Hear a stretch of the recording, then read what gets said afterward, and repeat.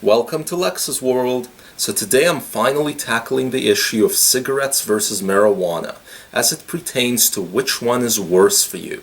As you may recall from my liquor versus weed episode, link in the description, I concluded in that episode that liquor is far worse than cannabis in almost every practical way except for its preferential legal status.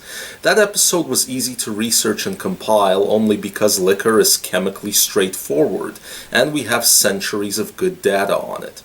The cigarette comparison is tougher and more interesting because now we're talking about two chemically complex recreational products. Also, the sheer volume of studies out there trying to compare a joint to a cigarette is crazy.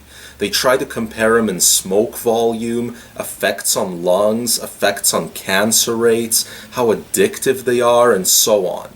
I have a very low opinion of all these studies after going through a pile of them.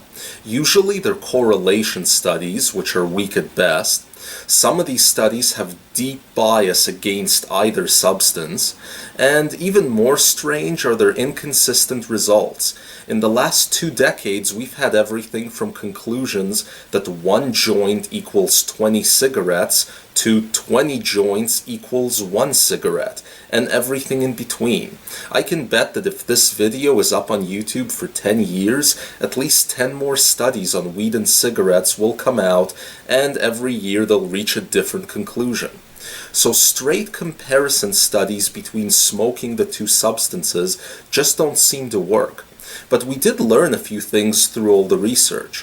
For instance, where there's smoke, there's carcinogens. No one is questioning that. Inhaling smoke is bad for you. The problem is that there's only one way to consume cigarettes: smoking them by combusting them. E-cigarettes aren't cigarettes, by the way. They're a totally different product with cigarettes in the name. So this video is not about e-cigarettes. Meanwhile, with weed, you don't have to combust it. You can vaporize it, which plummets the smoke volume. You can eat it, you can drink it, any of which cuts the smoke to zero, of course. Joints are quickly becoming pretty old school, actually. So cannabis wins against cigarettes there. So how else can we compare the two when all the studies suck? Well, I believe that we're forced to keep the logic simple. We have to go straight to a huge sample and to the body count.